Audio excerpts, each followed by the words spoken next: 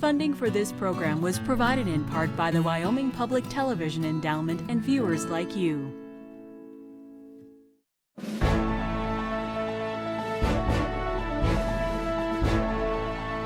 Wyoming PBS presents the Democratic Gubernatorial Primary Debate 2018, live from Central Wyoming College in Riverton.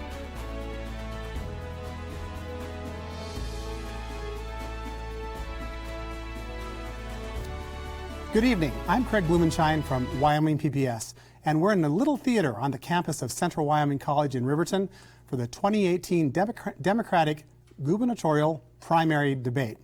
With me on the panel this evening to ask the candidates questions are our debate partners, Tennessee Watson from Wyoming Public Media and Steve Peck, the publisher of The Ranger, the Lander Journal, and the Wind River News.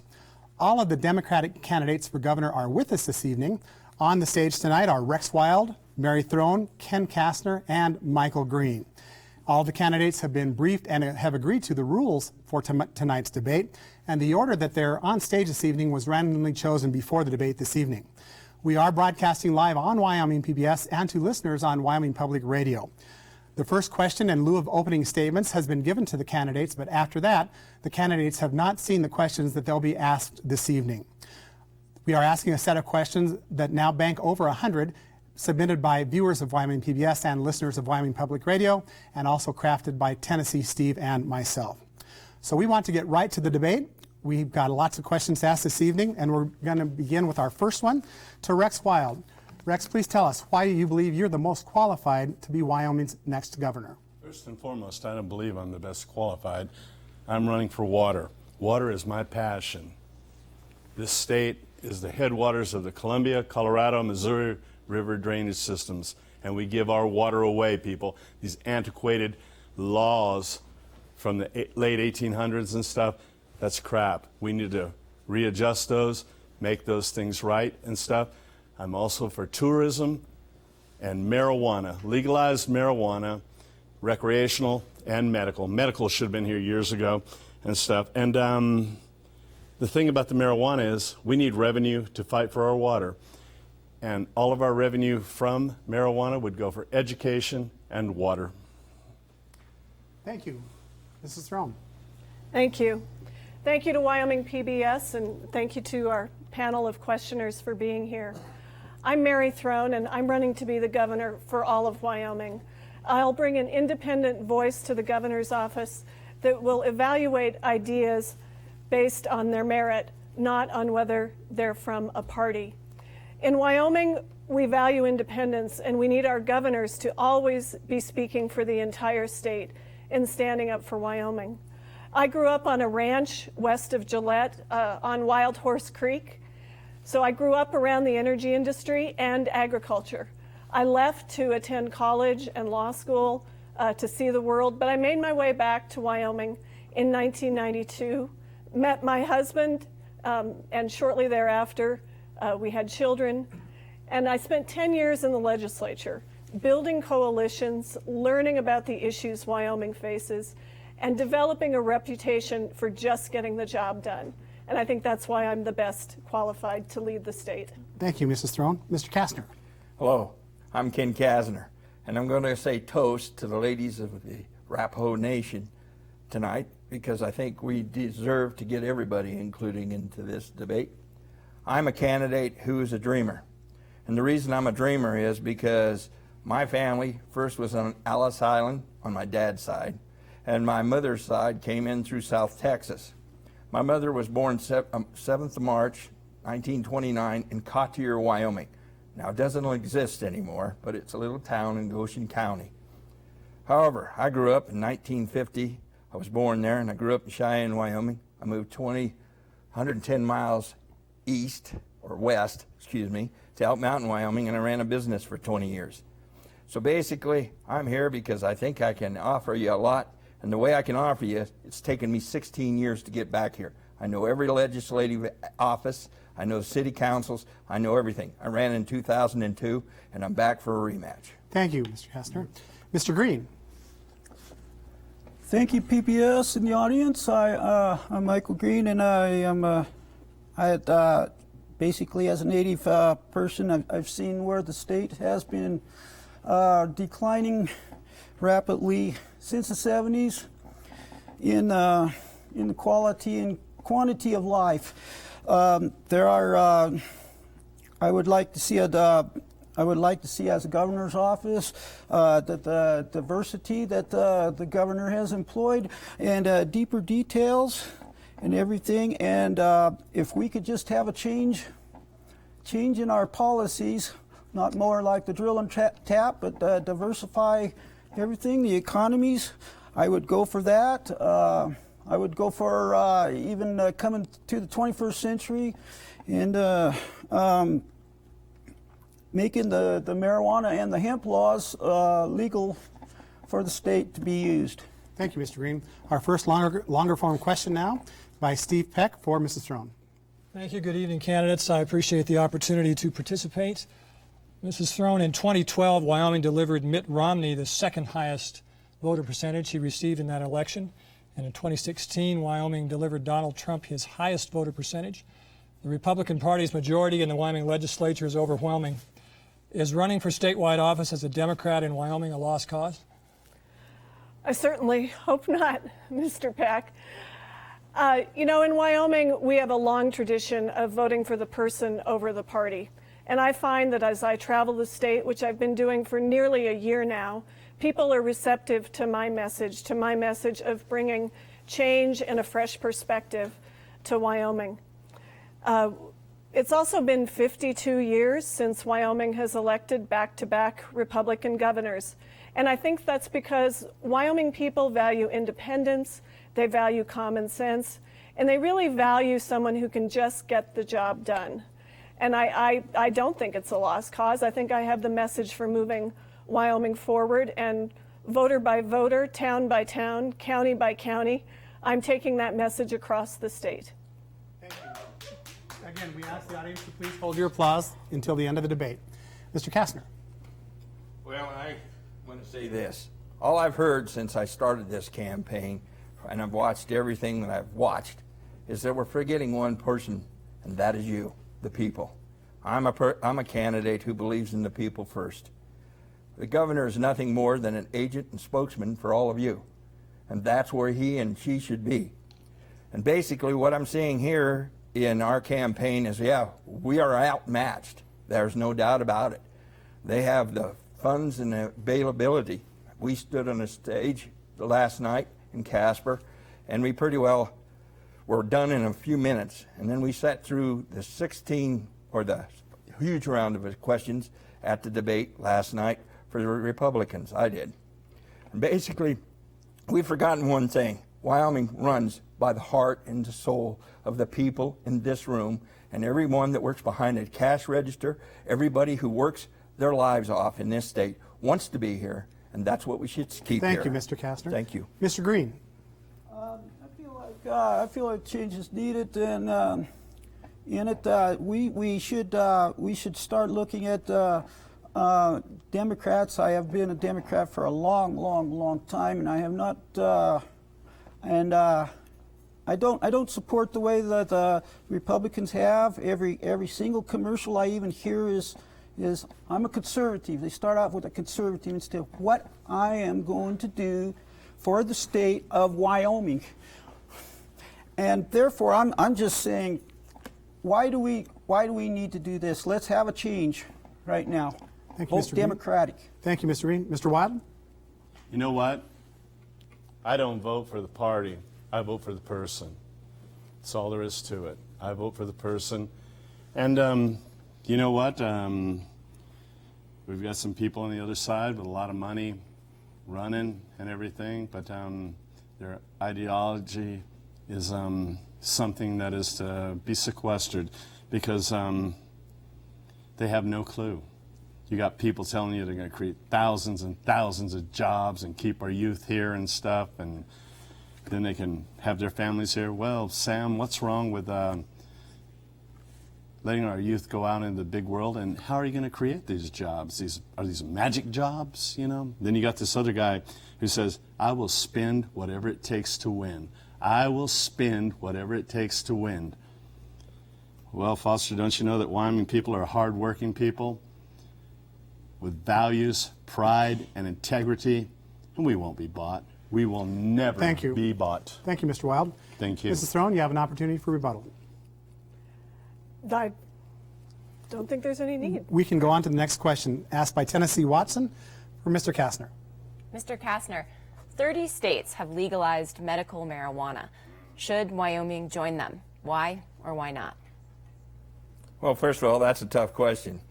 Basically, the reason being is that everybody wants to get on the marijuana bandwagon. I understand that. I'm all for medical marijuana. The problem is we're not asking you. We need to ask the people. And I think that could be done for leisure, recreational marijuana by the people. I think it should be a referendum by the legislature so that they can't back out on us. They backed out on term limits on us, and they'll back out again. So basically what I want them to do is to put it to the people vote on it, and if the people say it goes, I'm in favor of signing it. Thank you, Mr. Green. We'll have a referendum on Mr. Wilde, please wait your turn, please. Mr. Green? I believe the legislature should go ahead and pass that medical marijuana. It'll save a lot of money. It'll make they should probably step in the 21st century with the 38 plus states that have legalized marijuana and put the heaviest of the taxes on that, and therefore, help get this economy going back. There's weeds in the street. We need help in the cities and the municipalities.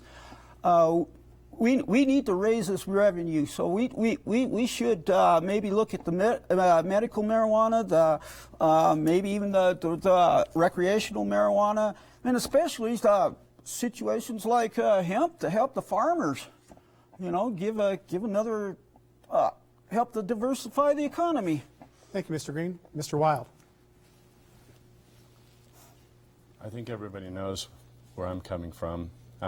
Last night, once in a while I get loose, okay, and I went to a place called the Boot Bar last night, and I ran to a cowboy that came from the fair, and he told me about a rope, a $500 rope made out of hemp, okay, and he says it's the best rope available for using and stuff, and I thought this guy's messing with me. He wasn't messing with me. He was true form and everything. And then the next thing was I had this Breckenridge beer called the Hempinator with hemp in it. 7% alcohol, a couple of those, and went to sleep, and now I'm here today. Ciao. Mrs. Throne. Thank you. I have always supported the legalization of medical marijuana. Well-regulated medical marijuana can provide relief to a number of serious disorders. And the FDA has actually started approving some cannabinoid-based drugs for seizure disorder. That seizure disorder is horrible. And if medical marijuana can provide relief to those children with seizures, if medical marijuana can provide relief to people with cancer, I'm all for it. And it just needs to be properly regulated. We have actually approved industrial hemp as the legislature after I left. The farmers in eastern Laramie County came to the legislature and said they wanted the opportunity to raise hemp.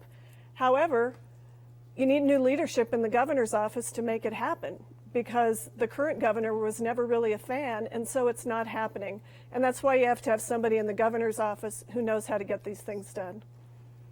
Thank you, Mrs. Throne. Mr. Kastner, you have an opportunity for 30 more seconds.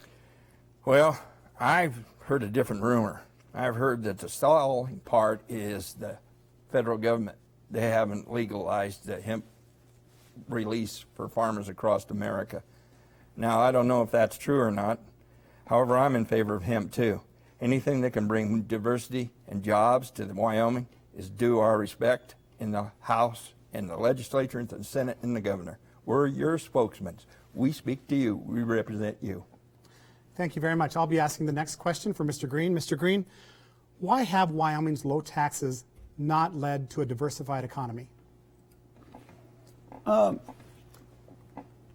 Strictly, it's strictly, I think it's more like the legislature. The legislature has got to get together and figure out what we're going to do, what we're going to do with the individuals.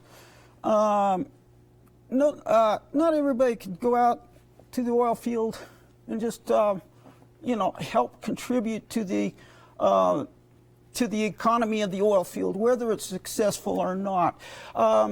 They've got all kinds of situations on. Some of them are musicians, some of them are good teachers, everything else. We've got to find out what's going on, what's with our peoples, and go what's the best situations. Okay, thank you. Mr. Wilde? Would you repeat the question, Sure. please? Why have Wyoming's low taxes not led to a diversified economy? Well, you know what? This is an agricultural economy here.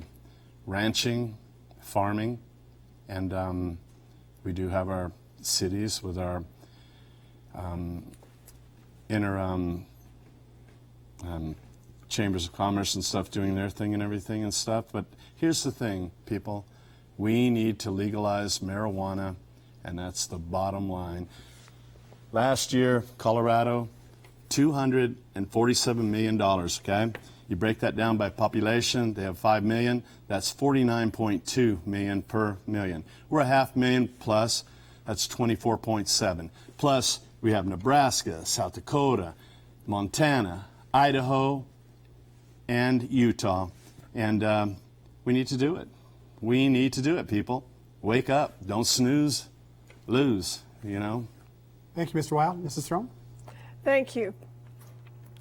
I've asked business people this question across the state, what do you think about taxes? And I've had entrepreneurs tell me that what they really need is a fair tax system, they need certainty, and they need a competitive tax structure.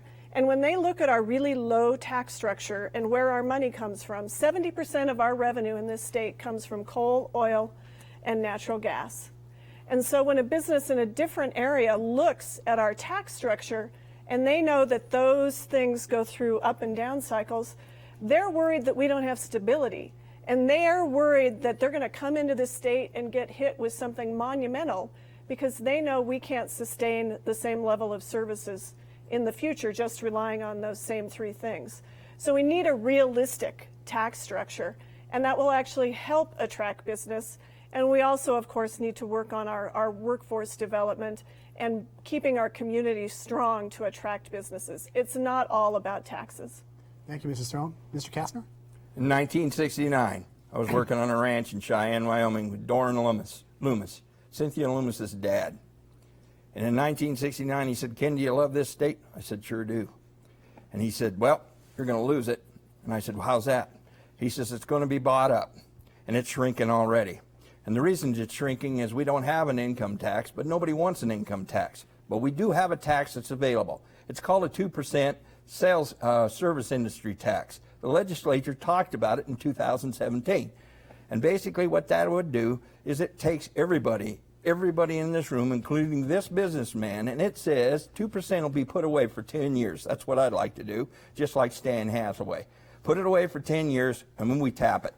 And when we tap it, it adds stability to our education, our health care, our elderly, everybody else, because everybody's paying. There's not one person left out on that tax. It's not a flat tax, because a flat tax won't work. What we need to do is look at ourselves and say, this is our family.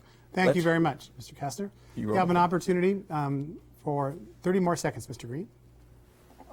Just feel like, we should maybe open up our educational opportunities too, as much as we can, to train people for the jobs and job situations that they can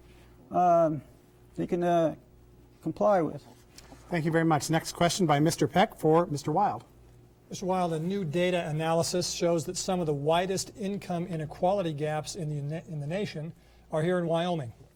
Presumably, many of those affected negatively by income discrepancy are Republicans. From the Democratic side of the ballot, what is your message to them? Where'd you come up with that information? You know what? That's, I don't even believe what you just told me. You know what? Discrepancies and wage disparity and everything. If I become governor, First thing I'll do is have an audit of the state offices to see if there is wage discrepancy. Other than that, I don't know where you came up with that question. That's Wilde. Wilde is my last name. Thank you, Mrs. Throne. Thank you, and thank you, Mr. Peck, for the question. I did see that study, and of course it's skewed towards some of our wealthier counties. But regardless of the data, we have to have good-paying jobs in the state of Wyoming. And to get those good-paying jobs, there are a lot of things that have to happen to actually reduce that income gap to the extent it exists anywhere in the state. But there are a lot of pieces that go into that. We have healthcare costs that are astronomical, which hurt our small employers, hurt our small businesses, and make it impossible for them to pay higher wages, because if they have to spend all their money on healthcare, or if they don't provide healthcare, then our citizens are really in a fix. And so I think that we have to focus on getting better paying jobs here, and better paying jobs for both members of a couple, so that families can really survive and thrive. Thank you very much. Mr. Kastner. Well, we have a wage gap discrepancy that's unreal. And actually what had happens is in Carbon County, where I live, is a high industrial coal avenue and everything else. Sweetwater County has it. There are about 4 counties that the wage gap between a woman and a man are unreal. And basically we need to get that straightened out. And the way we straighten it out is we start with a minimum wage that's affordable. In the state of Wyoming, it costs you $15.62 in wages just to rent a 2-bedroom apartment. Who in the heck can do that plus make another living? And most of our adults, single parents and everybody else, are having a hard time.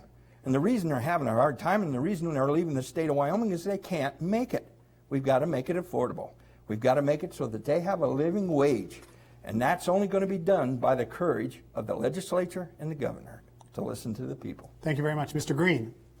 I'd be telling them poor people, the Republicans, that hey, I'm a Democrat that's poor too, and I concur with everybody else, basically, that hey, we need to work together and we need to conquer this the best way we can. Thank you, Mr. Wilde. You have an additional 30 seconds if you'd like. You know what? I think everybody's said what I feel already, so no big deal. I won't elaborate on the issue. Thank you. The next question from Tennessee Watson for Mrs. Throne. Ms. Throne, the University of Wyoming's Board of Trustees is appointed by the governor. What qualifications would you look for in making your appointments? Well, the power of appointment is one of the most important the governor has, and I feel very strongly that the Board of Trustees should run the university, not the legislature and not the governor. So I want to appoint a qualified board, but I think we need a board that's not just filled with technocrats, but has a vision for the future of the University of Wyoming, and a board that recognizes the broad mission that our only state four-year institution has to not just provide top-flight science and engineering, but to provide a strong education in the humanities, in the arts. A lot of our teachers come from the University of Wyoming. So the mission of the university is broad. And while I want strong management skills, it's more important to me to have a diverse group of people that represent the whole state and understand the broad mission of the university. Thank you, Mrs. Throne. Mr. Kastner. I agree with the part of the broad, and I also agree with the well-rounded people in Wyoming. We need that. But we also have to look at something else. We've got to encourage other people to come to Wyoming. And the way we do that is because if we get a good trustee board who looks outside the box. We looked outside the box and we're getting hammered for it because we're saying cowboy up to the world. I think it's a great thing. I think it tells everybody in the United States, it tells everybody in the world, Wyoming's standing tall. She's looking at you, and she wants you to come. And once we come, we're got you. Because basically what we want to do is create a world net. And we can't stay isolated like we have been for the last 16 years. We haven't moved forward. We've sat in a still. And we're still spinning our wheels. And we need to move forward. Thank you. Mr. Green? I feel that the board trustee should be should look towards the problems and the needs of the people. What can we do? What can we do to satisfy the citizens of Wyoming more than just strictly exist as a university? And let's just throw the situation out and go with what we currently have had. If we could just look at the people that we need to be more people-oriented for the state instead of university-oriented. Thank you, Mr. Wilde. Would you repeat the question, please? Mr. Peck? Excuse me, Tennessee. The University of Wyoming's Board of Trustees is appointed by the governor. What qualifications would you look for in making your appointments? Well, first, I'd make sure the person loved dogs. Second, he loved kayaks in the water. And third, that he indulged in marijuana. There you go. And you know what? I apologize, people. I forgot to do something tonight. God bless our veterans. Thank you for your service. Andy, buon compleanno, and voila. Mrs. Throne. Well, I hope Rex would be willing to consider people who like cats as well as those I love people cats, who like dogs. But I think it's important, again, to really understand the broad mission that the university has. Here we are on the edge of the Wind River Reservation, and I have heard from so many in our native community that their students go to the University of Wyoming, and I know the University of Wyoming's been working on this, but it's hard if you're a first-generation student, if you're a non-traditional student. And so again, I think we need a board that recognizes the broad mission of our only statewide university. Thank you. Thank you, Mrs. Throne. I'll be asking the next question to Mr. Kastner. Sage West CEO Alan Dougherty now believes OB services will only continue in Lander and not in Riverton for the, and I quote, foreseeable future, after the company has struggled to recruit obstetric doctors and nurses. Keeping in mind the legislature's unwillingness to expand Medicaid, how will your administration support rural health care in Wyoming? Well, we had 5 years to get Medicaid, and we blew it off, and that was wrong. We should have taken all $580 million of that money and put it in our nest and then built upon it. But that's over with. So how will I get it done? Well, there's one thing that you got to realize. The legislature makes the music, and then they orchestrate it, and they usually answer to special interests. They don't answer to the people. So basically, how do we get it to the rural communities? We have to work together to do that, and we have to do it in a way that we can support it with tax, because the more services you ask of government, the more government demands taxes upon you. So we have to look at it from the standpoint, how do we do it?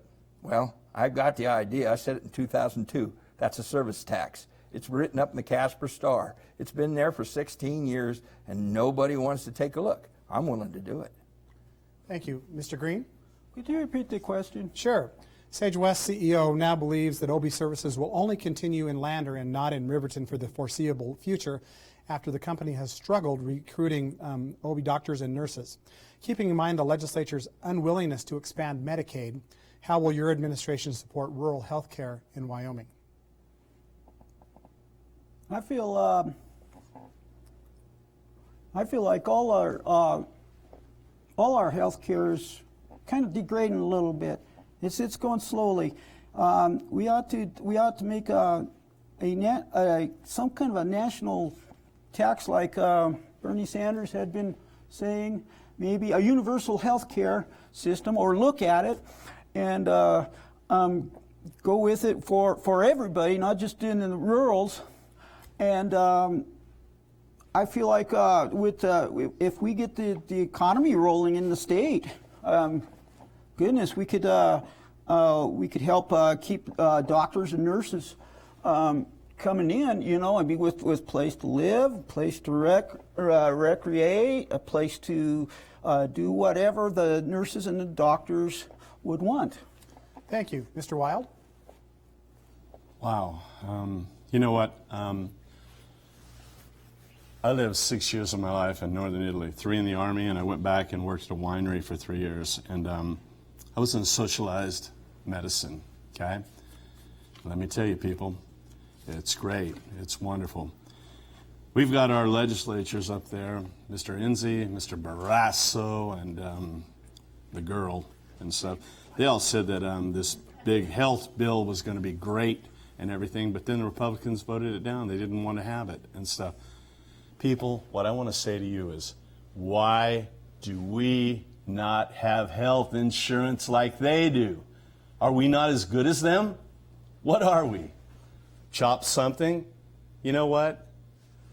It's a joke. Friggin' joke. Mr. Wilde, thank you. Mrs. Throne. Do you mind repeating the question? Sure. Sage West CEO of the hospital here believes OB services will now only continue in Lander and not in Riverton for the foreseeable future, after the company has struggled to recruit OB doctors and nurses. Keeping in mind the legislature's unwillingness to expand Medicaid, how will your administration support rural health care in Wyoming? Thank you. So the legislature's failure to expand Medicaid is one of the many reasons I jumped into this race. Medicaid expansion is still available to the state of Wyoming. And I think given the fact that in the first summer of the Trump administration, it was not repealed, now is the time to do it. That federal match for Medicaid is not going to go away. And we need to bring that money in. And I think new leadership in the governor's office can get it through the legislature, because it nearly happened a couple of times. The county commissioners supported it, the hospitals supported it, the business community supported it, everybody supported it except the partisanship of the overwhelmingly Republican legislature.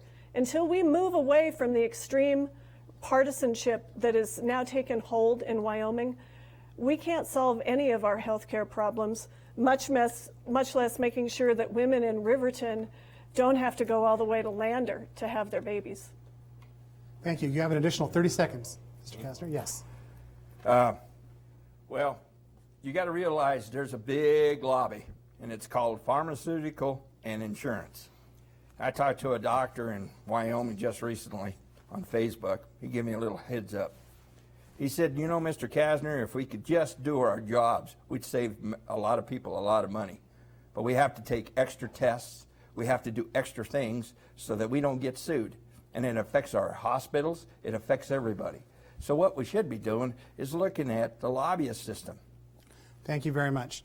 We're now going to change it up just a little bit, candidates. We're going to go to what we call a lightning round. Tennessee, Steve, and I will throw out short topic questions. You'll each have 20 seconds to respond, and there'll be no rebuttals. The first lightning round topic from Mr. Peck for Mr. Green.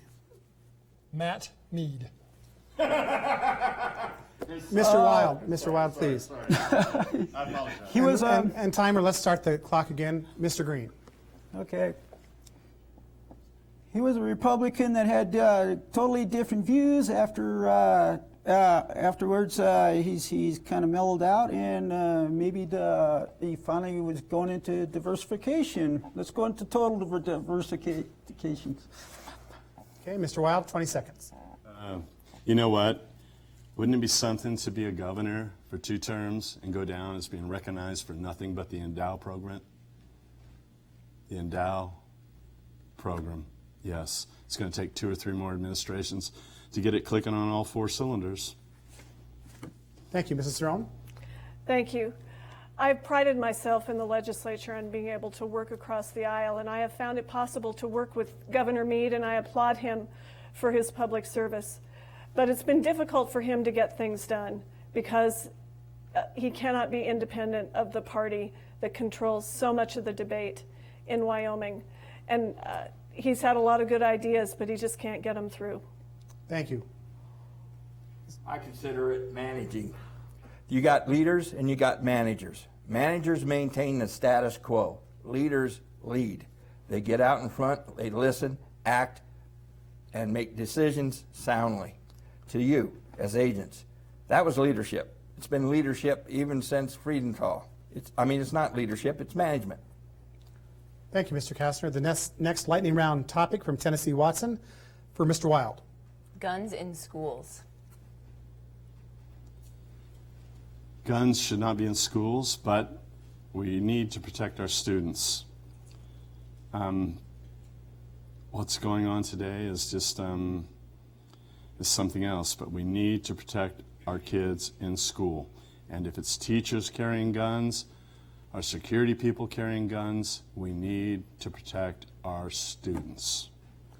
Thank you, Mrs. Throne. Right now we have local control on that issue, and I would hope that all school districts across the state analyze that issue based on evidence. But really we need to make sure that the shooter never gets to the school in the first place by having the proper programs in place, which we do, called the Safe to Tell program, to identify threats to schools long before a shooter gets anywhere near the school. Thank you, Mr. Kastner. 28th Amendment. I'm for, you can't buck that. So give up the gun control stuff. Wyoming's never put anything out that has discouraged anybody from owning a weapon, excuse me. As far as in the schools, we don't need them in there. We got good police force, we've got good intelligence, and if it happens, I hate to say this, but you can't stop it. Thank you, Mr. Kastner. Mr. Green. It's just like the place that puts in all the cards, codes, keys, you know, into that to make sure it's safe. They're going to break the window anyway, so it should this shouldn't really be allowed in schools. Thank you. For Mrs. Throne, male-dominated legislature. Well, I have intimate experience with that. We have to get more women in the legislature and in all of our offices across the state. You really do bring a different perspective. I have about 20 minutes of war stories I could tell about being one of a handful of women in the legislature and frequently being the only woman at the table. And that doesn't work. Thank you. Mr. Kastner. We need women in the legislature. We sure do. Susan B. Anthony wasn't a member of a party, was she? She got something done. She stood her ground, got beat up, thrown in jail, a lot of other things, and she still stood there and got equality for women in voting. That's what we need. We need all cross sections. We just don't need a man's dominated theater. Thank you, Mr. Kastner. Mr. Green. Women in the legislature. If she's a Democrat and independent, I'll vote for her. Thank you, Mr. Wilde. You know what? Women are the lifeblood of all of us. Children, mothers, and I respect them tremendously, and don't vote me in because my administration will all have long hair. Long hair. Thank you, Mr. Wilde. The next lightning round topic from Mr. Peck for Mr. Kastner. Wind River Indian Reservation. Wind River Indian Reservation. Thank you for that question, Mr. Peck. We've overlooked one of the greatest gifts we've ever had in Wyoming, and that's our indigenous people. I studied it in archaeology with my dad. Went to a lot of places. They're amazing people, but we don't even teach their culture. And we should be teaching their culture in Wyoming schools. Thank you, Mr. Kastner. Mr. Green. Wind River Reservation. I feel that we should keep them all full citizenship and everything. And I've had relation in here too. And Mr. Green, thank you. Mr. Wilde. You know what? God bless my Native brothers. God bless the Native American nations of this country. Federal government broke every damn treaty they ever made with the Indian nations, and that's the 1/8 Cherokee me talking. Thank you. Mrs. Throne. So the Wind River Reservation is in the heart of Wyoming, 2 sovereign nations, 2 vibrant cultures, and they need a strong partner in the governor's office so they can take advantage of all the opportunities that exist just down the road in the Wind River Reservation. Thank you. The next lightning round topic from Mr. Kastner from Tennessee Watson. Juvenile justice. Juvenile justice. Well, I got ransacked in Hannah, Wyoming 5 times. And basically, I cost my business $2,840. We're kind of overlooking the issue of what do you do once that happens. Well, what we should be doing is we should put discipline back. We should make them accountable. and we don't have to jail them all the time. Thank you. Mr. Green? I agree with Mr. Kastner, but I've had, I know I can relate to a business that broke in about 40 years ago, and they still don't have a clue, even. So we need, I don't know, some kind of, I agree with Mr. Kastner. Thank you. Mr. Wilde? You know what? I've never had a business that's been broken into or anything, and had a house that was close to being broken into and everything. But you know what? There was a thing back in the 70s when I volunteered for the Army. There was another thing too. Go to jail or go to the service, and I think that should be brought back. Mrs. Throne? What we need to do with juvenile justice is stop studying and just implement the best practices across the state that we know work. The legislature studied that topic ad nauseum, and whether you're a child in Lingle or a child in Lander, you need to have the same opportunities for programs that move you out of the system and don't leave you with the albatross of your youth around your neck. Thank you. The next lightning round topic is from me for Mr. Green. Coal. Coal, we would, that's an important part of our economy. We should keep up with it, not necessarily leave it as a big hole in the ground or anything, but we should implement that along with everything else in our economy. Mr. Wilde? Oh. You know what? Technology has gone from 1903 with the Wright brothers flying at Kitty Hawk to where it is now. And you know what? There will be technology to use coal. It will come, people. It will come. It's going to come. It might not be in the next 5 or 6 years, but within the next 10 years, there will be technology to use our Mr. coal. Wilde. Thank you. Mrs. Throne? Thank you. Coal needs to be part of the climate solution, not part of the climate problem. And we need a leader in the governor's office who can take advantage of the future opportunities for coal. Coal is just a bunch of carbon molecules together, and we need to keep using them, but in an environmentally sustainable way. Thank you. Mr. Kastner? Coal. It's a tough topic. My son works in a coal mine, and right to this day. However, I don't want to abandon it. You can improve on anything, but you got to look at the future. The future's moving, and it's moving to wind energy, solar, and natural gas. And the reason it's natural gas is because it's a lot more faster to turn up a turbine than it is a coal boiler. Thank you, Mr. Kastner. The next topic for Mr. Wilde, for Mr. Peck. You're going to like this one. Endow. You know what? Let's just skip that and let's just go to this topic of marijuana. Last year, Colorado, $247 million in revenue for marijuana. That breaks down to their 5 million people, 49.2 million per million. $500,000 is 24.7. That's Mr. Wilde, thank you very much. Mrs. Thank Sloan? you, too. We need Endow now, not 20 years down the road. And Endow can't be a vehicle for relieving government officials of the tough decisions they need to make to move the state forward. Mr. Kastner? Endow. Every new opportunity decision offers Wyoming opportunity. I don't want to scratch it, but I want to build on it. And that's because we've already got the technology in place to improve coal. Let's improve the rest of it. Let's go for it. Let's give ourselves an opportunity to move forward. Thank you. Mr. Green? Just expanding on that, I'd like to also see coal try to attempt to whatever waste the coal situation has to improve it, to improve the burning capabilities of the coal and everything else.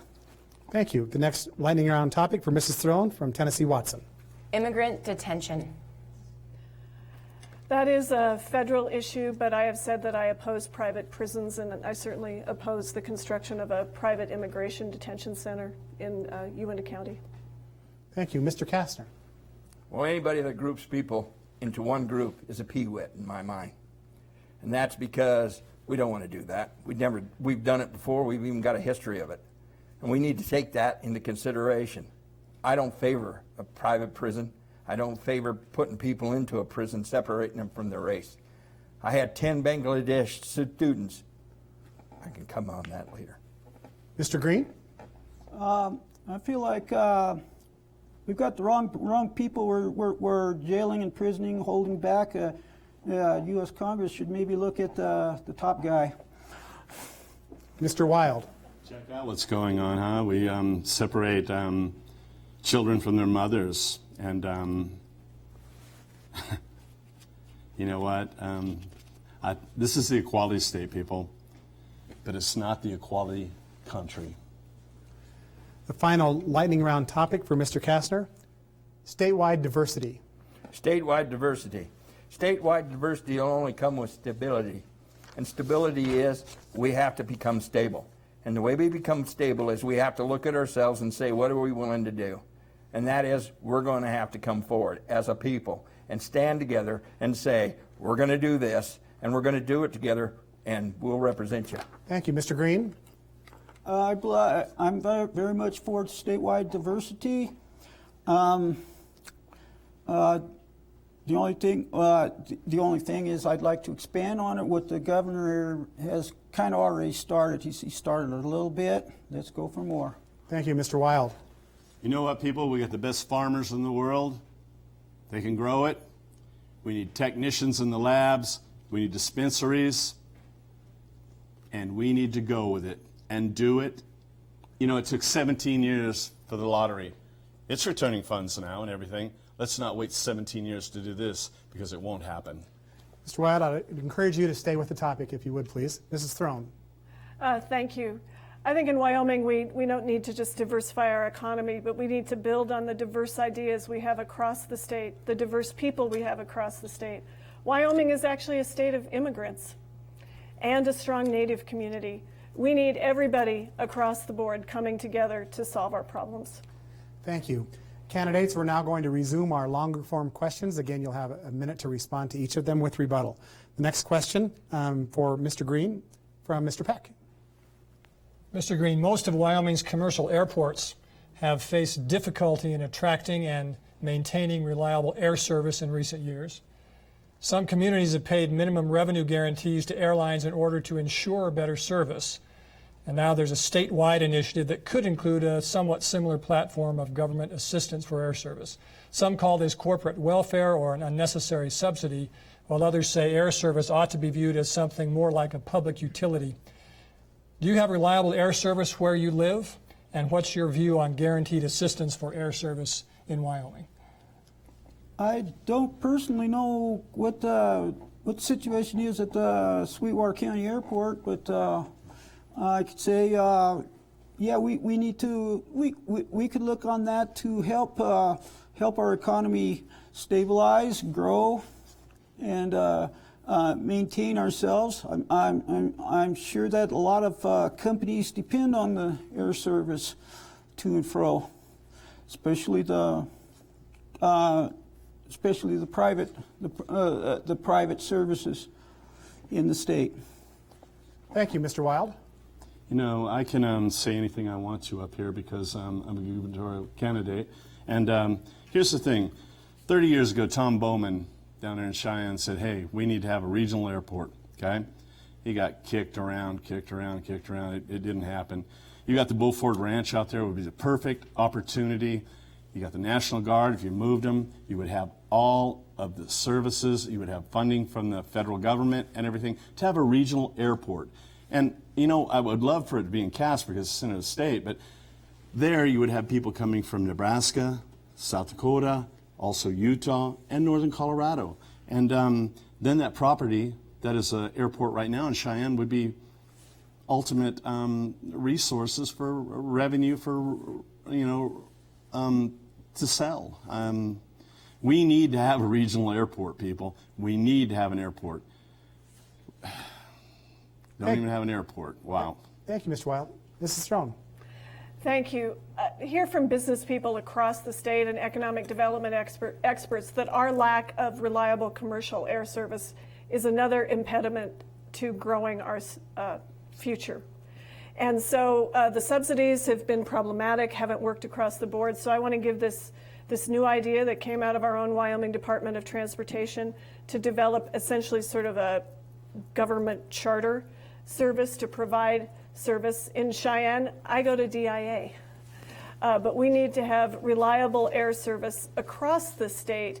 And I would really love us to sometime in the future have intrastate air service and not just fly everybody in and out of the state. It would be so nice to fly from Evanston to Gillette instead of driving 8 hours. Thank you, Mr. Kastner. We've already done it. We did it another way. We did it in waste management. Waste management, you have 4 regional sites to dump your trash.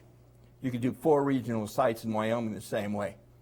You could do it like Sheridan, Evanston, probably something in Laramie. Well, we don't need Laramie because we got Cheyenne. So we leave Sheridan, Evanston, Cheyenne, and Casper. And we fund them just like you did your landfills. And it cost everybody to get involved in a landfill. It cost them $250,000 for transfer stations. Make these 99 cities, if they want it, they buy it. Because I don't think the government has to be subsidizing everything we do. And basically, they already did it. The legislature already did that. They did it in waste management. Thank you, Mr. Kastner. Mr. Green, you have an opportunity for 30 more seconds. I remember our gubernatorial candidate was I can't remember. Gosar was doing that for a living. Was flying people in and out, and we should keep that up. Situation.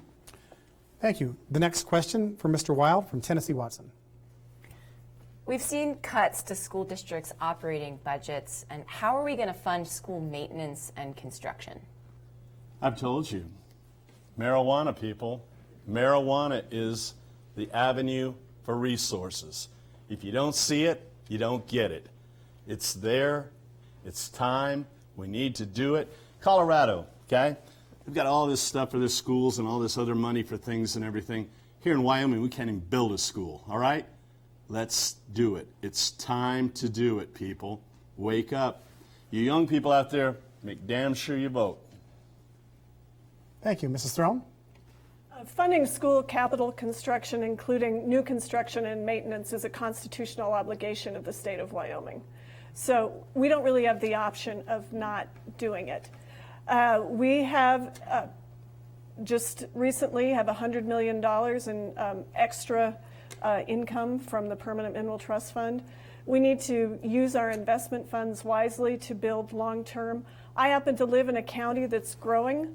Laramie County still has a lot of unmet school needs, and across the state, as the maintenance continues, we will have to find funding. So we have to look for new sources of funding across the board. But first, we have to maximize the use of our investment funds and use them for long-term investments in the state, like capital construction. Mr. Kastner? Capital construction. In 2002, I was in Green River, Wyoming. A brand new high school, 3 levels. First, second were filled with students. The 3rd level wasn't even used. Sheridan, big, huge, I call it the big, huge high school in Wyoming. And basically what they were doing was making some other facilities. So what happens to the old schools? We're not thinking. We're not thinking out of the box. Take that old school and put it in for elderly care. It's $4,385 to $5,000 a month to house your parents. So why not put your parents in an already established school? Don't make them into facilities where people can live. It doesn't matter to an old person as long as he or she has a nice roof, a nice cafeteria, and a nice place to live. Thank you very much. Mr. Green? Diversify, but the whole situation was when the state was sued to equalize the students years ago. Now they get to a situation where, hey, we used to go to Gillette and play a tough team. We used to go there and have debates or something. Now we've got 2 schools. I mean so hey, that they're going to get weaker, and then 2 years from now, our school is going to get so much weaker that we can't we can't even train the students. So why can't we just look at the situation and go, hey, why do we need necessarily just to be building? Thank you very much. Mr. Wilde, you have another 30 seconds if you'd like to take advantage. Mr. Kasner, that was a good forecast and everything. I guess I'll just sell the house, get a camper, and start eating cat food. Mrs. Throne, this is the final question before we begin closing arguments from tonight's debate. While driving around Wyoming, which all of you have done, you may have seen the same bumper sticker that I've seen, which says, Wyoming, no vacancy. How can Wyoming diversify itself in its economy when there are many that don't want Wyoming to grow? I think it's actually a myth that in Wyoming we aren't welcome to new people. I know we see the bumper sticker, and I've heard that some too. But if you look at many of our communities, for instance, I grew up in Campbell County. Campbell County had 6,000 people when I was born. Campbell County now has 45,000 people. And I'm not saying the rest of the state should grow at the same rate. But we have to be open. If we want to have our young people stay here, we also have to be open to new ideas and open up our communities to bring people into the state. One of our biggest problems is lack of an adequate workforce. That's what a lot of business people tell us. We need to train a workforce, and we need to keep up a stable population. We can be a growing state, a prosperous state, without turning into the Front Range. Mr. Kasner?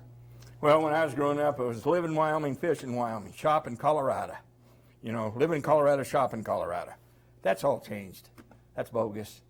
What we need to do is just what we've been talking about, is diversify the economy. Well, the way you diversify the economy is you ask people to come. And the way we do it is through infrastructure. We haven't talked about that. Infrastructure is a key role in this. Because I live in a community that's established in 1909.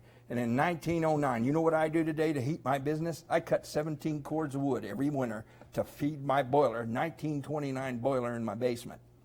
So basically, I want infrastructure. I want to make it go better for Wyoming. I want internet. I want everything you got. And I'm 1.4 miles from the interstate, and there's 6 major supply lines over the hill, and I can't get natural gas. Mr. Green. Yeah, I believe that. I believe what Mr. Kasner said there, and also I'm not asking for everybody from Kentucky or Tennessee or Colorado to please move in. Well, we can do it with our people too first, mostly the Wyoming people, and then look at the situation. How can we grow our economy? Thank you. Oh, excuse me. Without inviting everybody in. Okay, Mr. Wilde. Well, you know what? If Cheyenne didn't have the wind, there'd be 1 million people there. Okay, that's a fact. The other thing is Wyoming is Wyoming, and you know what? I talk about legalizing marijuana and stuff, but you know what? I love this state. I love it as it is. It's beautiful. It's wonderful. It's a damn big state. I've been driving around it. I forgot that it was the 10th largest state in the union. And you know what? People, we're going to find out what happens and everything. And one of us is going to go up against somebody that has a lot of money. Mrs. Throne, you have an additional 30 seconds if you'd like. I was visiting with a friend after the debate last night in Casper, and if we want to attract people under the age of 40 to live here, the so-called millennials, we should be listening to them. And they want a state with amenities. They want a state that's open and prosperous and welcoming. And I think that's really the future of Wyoming. Candidates, it's now time for closing arguments. We are running a little bit over time, so we're going to shrink those down timers to 45 seconds. Mr. Green, we're going to do those in reverse order, and you, sir, are first. I'd just like to say we have 3 great candidates here, and I am more as a diversification candidate, maybe a little just as a diversification candidate, and I would like to just state that we need to work with the people of Wyoming And if I had five votes or 50,000, please vote the Republicans out of office. Please, please, go ahead and run. File. Mr. Kastner, you're next. Well, I've been here 67 years, and I'm going to be 68. I left only one time to go to Vietnam. I love this state. That's why I'm here today. I paid my $200 so I could speak for my state. You're my home, and I'm going to speak this way. Kenneth R. Kastner still cares for Wyoming. Cares means I compromise. I take action. I have resolve. I'm steadfast. And the other thing is, I'll go for strive for solutions, not illusions. Also, leadership. Listen, evaluate, explain actions and decisions. And to vote for me, it takes one simple word. Will you follow me? Thank you very much. Mrs. Throne. Thank you again to Wyoming PBS, and thanks to all of you watching at home and to all of you here in the audience. We all appreciate your attention. I got into this race because the last few years I was in the legislature, I saw Wyoming going down the same old paths and expecting a different result. We make ourselves a boom and bust state with the decisions made in Cheyenne. But across the state, I see energy and excitement and creativity. And the leadership in Cheyenne needs to match that energy to move Wyoming forward. We also have to get away from litmus test politics. This my way or the highway is not where you find solutions. And I have a proven track record of building coalitions, finding solutions, and working for the best interests of Wyoming. Thank you, Mrs. Throne. Mr. Wilde. Mr. Kastner, thank you for your service. Thank all of our veterans for their service. I don't have a proven track record. I have nothing really, just a cabinet maker from old Cheyenne. And what I'm going for is for the benefit of the people of Wyoming. We've got it. It's time to do it. We can have the revenue. You don't have to smoke it. You don't have to use it. But here's the thing, people. Garnish the revenue. Garnish the revenue. It needs to be done now. In the paratroops who said, don't snooze or you lose, we need to do it now. I'm in Riverton, home of the Marlboro Man, but me and him smoke different brands. Mr. Wilde, thank you. And to our candidates tonight, thank you very much for joining us on Wyoming Public Media and Wyoming PBS. Thank you for joining us for tonight's debate. I want to thank my colleagues also, Tennessee Watson from Wyoming Public Media and Steve Peck from the Riverton Ranger, Lander Journal, and Wind River News. And to all of you who watched with us tonight, thank you so much. And to the staff here at Wyoming PBS and to the staff at Central Wyoming College, thank you. Thank you all and have a good evening.